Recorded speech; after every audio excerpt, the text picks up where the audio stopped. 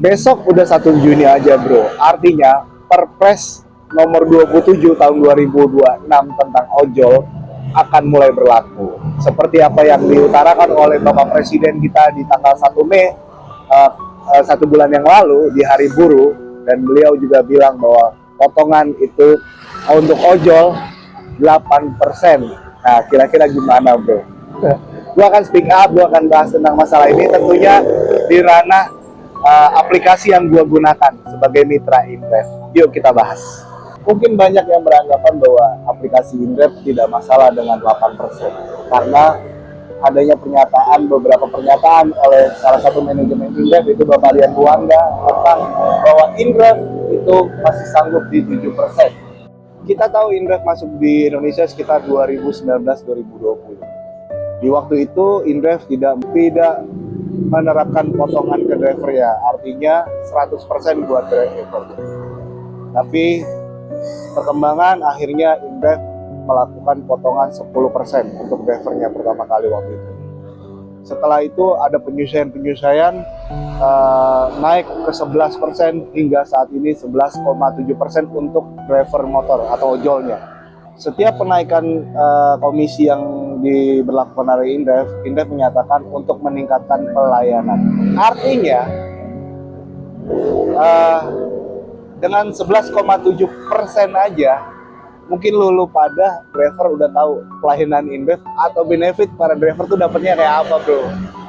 Gimana kalau jadi 8%, dari 11,7% jadi 8%? Apakah pelayanan benefit para driver akan tetap sama? Tentunya enggak dong, pasti akan ada penurunan. Nah, kira-kira gimana? Dari hal yang umum aja deh bro, ya kita bahas. Aplikator Inref jika ada perubahan sistem itu berlarut-larut bro. Sampai saat ini aja udah berapa kali naik versi, orderan itu nggak seperti kayak dulu.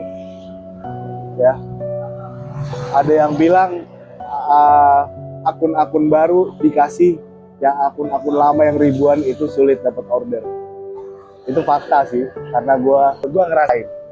Nah, gimana kalau potongan 11,7% ini diturunkan jadi 8%? Apakah kedepannya nanti untuk perubahan-perubahan fitur aplikasi akan jadi lebih cepat? Nggak mungkin.